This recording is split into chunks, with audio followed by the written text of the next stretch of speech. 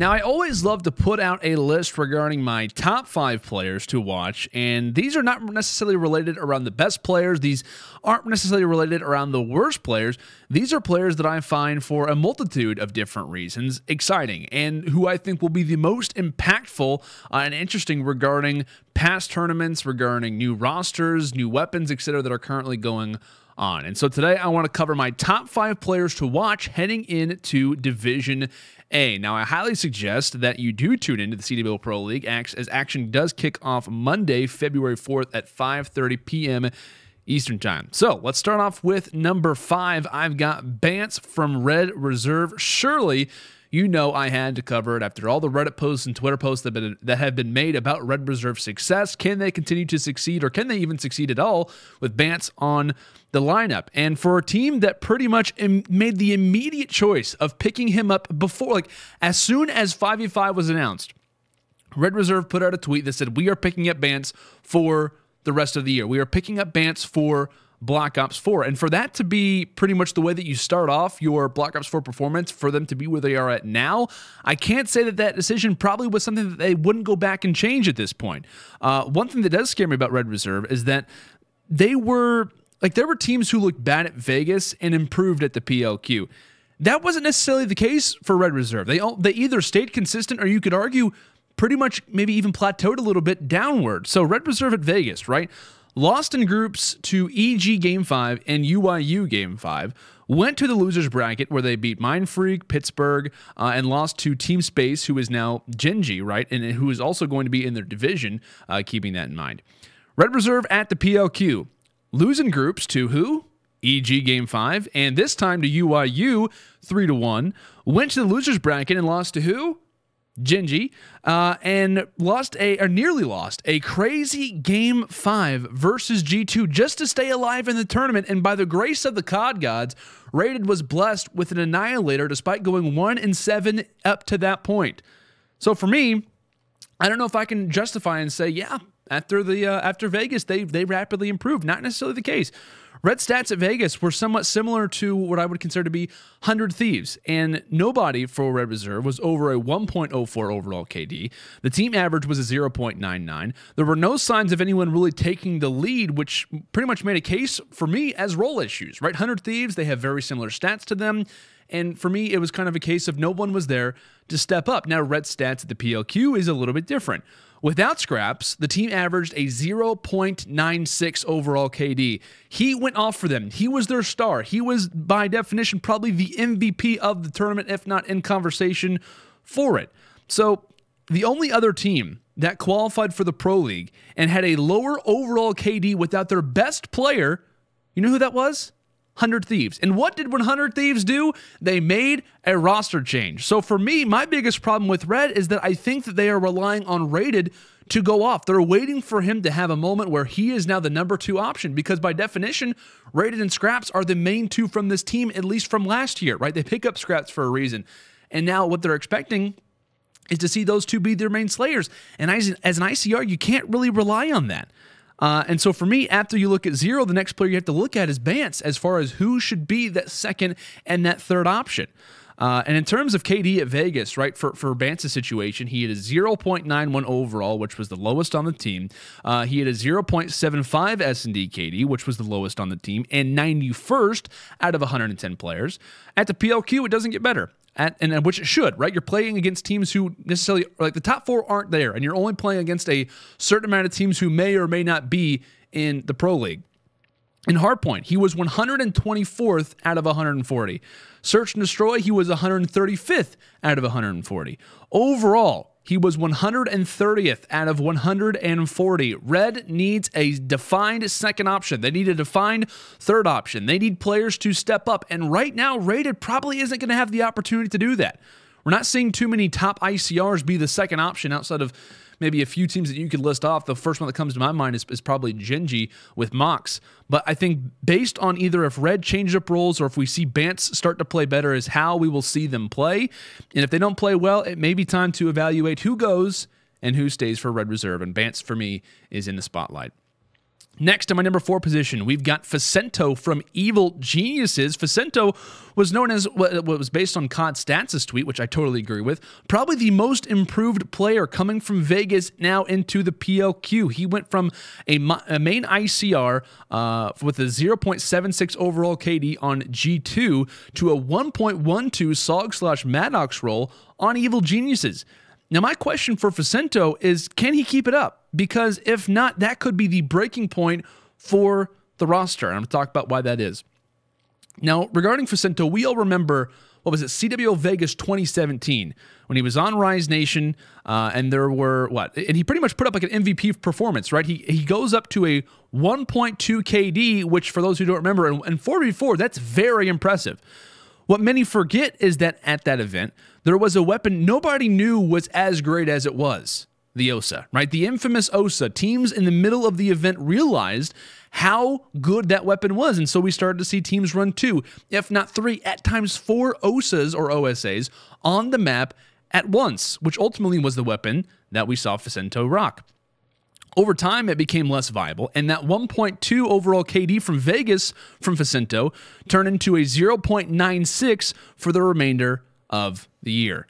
Right now, the SOG is really going to be tested after Stock 2 was officially GA'd, and with rumors coming about that the Maddox is probably going to receive some tweaks, that could really hamper Facendo's playstyle.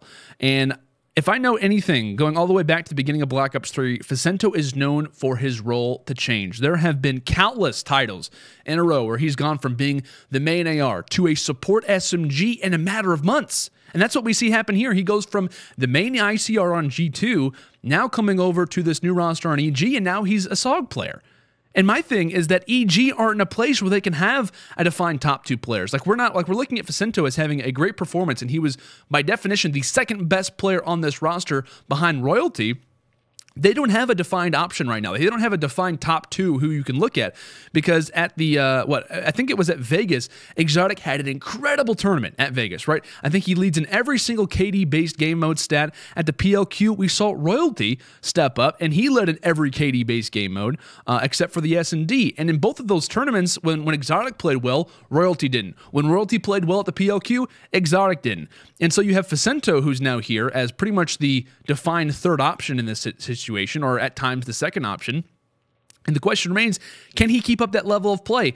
Can EG rely on just having one top player lead the roster? Probably not, right? Probably not. So we need to see someone kind of step up and be that second or third player. And for me, with the possibility of Facendo's role kind of changing up, the roles that he's had, the issues that he's had on Echo Fox last year and in previous teams where he at times struggles, and then so they're saying, okay, we need to put him in a different position.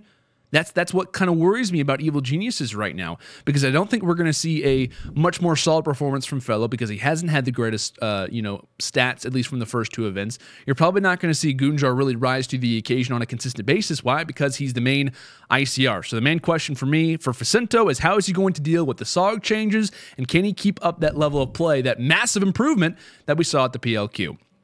Next, in my 3rd position, is going to be Zed from Team Reciprocity. Now, my biggest question, pretty much at the start of the year from Reciprocity was, okay, we see the lineup, international lineup, that's great, that's cool, but who will step up and be the Slayers on this team, right? We saw some good moments from, a few players back in World War II, but who's really going to step up and be the main 3 players to look at?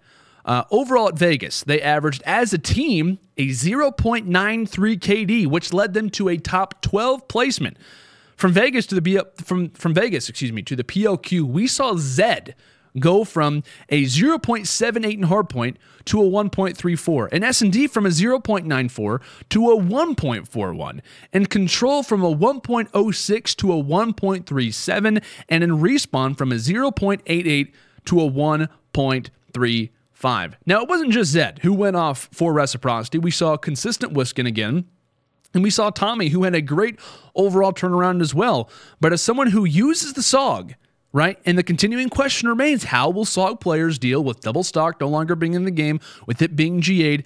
Is it going to stop someone like Zed from continuing to thrive? Because that is a huge changeup, right? I mean, he is, I think, the 4th best player at Vegas, and without question, the #1 player on Reciprocity at the PLQ, and is probably in a number of different top 5 and top 10 stats as far as his overall KD is considered. Clearly, he was their X factor. And if they can have a consistent Wiskin and a Zed right there in combination with either Tommy or Shawnee going off, I think they can be in a great place and honestly contend, in the kind of topper echelon of their division and even in playoffs when that comes around. But the question remains, can Exotic keep up that level of play that he was brought in for?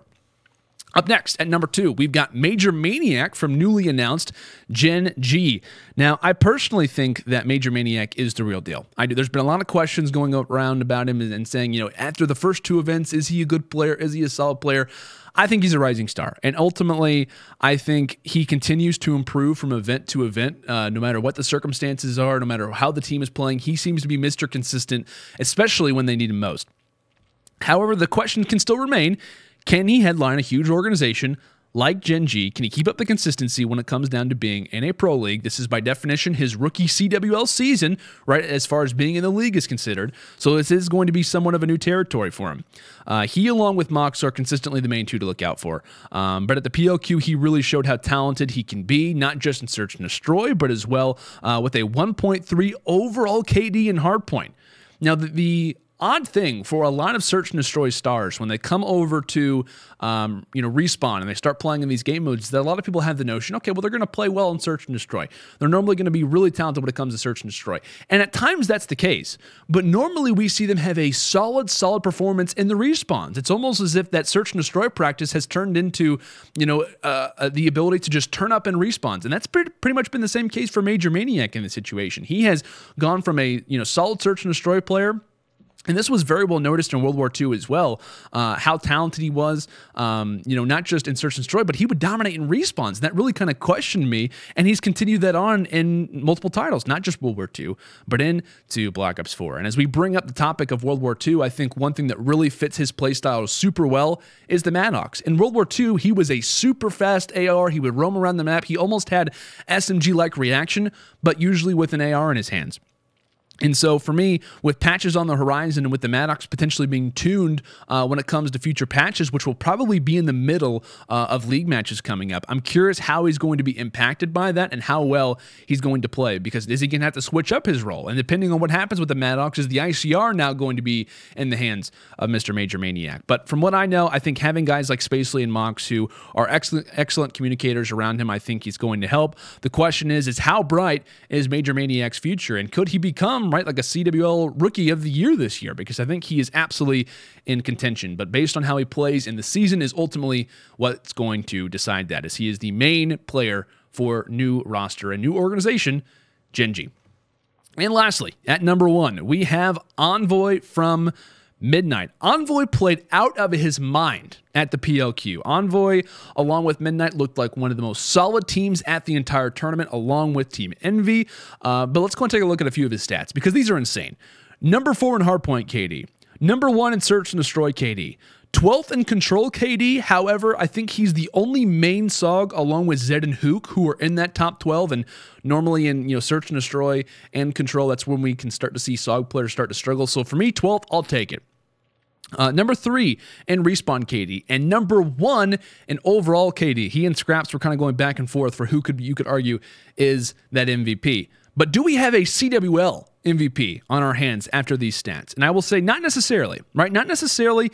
And here are the questions that come into play when you start to argue, is Envoy potentially an MVP frontrunner for the rest of this year? After an event like that, you have to argue the stats don't lie. However, it was the PLQ. The top 4 teams weren't there. Envoy and Midnight played only teams that were in Pool C. Many even said they played a lot of rosters or a lot of organizations and teams before they kind of caught their rhythm, 100T being a prime example of that. Now, I will say, as someone who has been able to watch the come up of not just Envoy, but Brack and Jet Li and Parzillion, I'm super interested to see how they play, because I think they are probably the most questioned roster, at least the most questioned AM roster out of Accelerate, UIU, and Midnight. They are the most questioned team coming into the Pro League and coming into what is considered to be the more difficult division of the two in Division A. How are they going to play? And can they keep up the consistency, right? The consistency from that tournament now into a league that takes a lot out of you.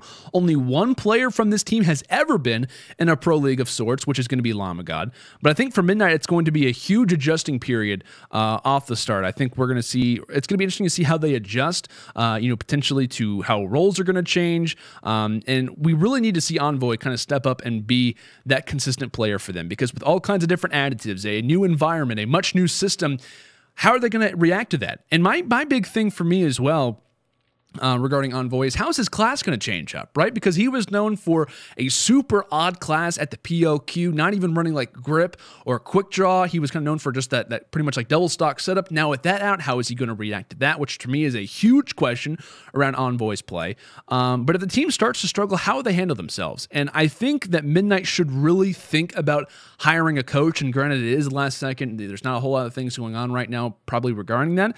But in their scrims, I've noticed many times how they can kind of get up in arms about certain situations. They can kind of start to argue when they're struggling in certain maps. And for me, I think we need to see the leadership kind of step up from LandO, and we also need to see that consistent play, that level-headedness coming in from Envoy. And, granted, in his past, he hasn't really been known for that, so this is going to be a huge grow-up period, not just for those two players, but for the entire roster and how he's going to kind of showcase himself, essentially. But I think it's going to be fun. I think it's going to be awesome to watch these guys play.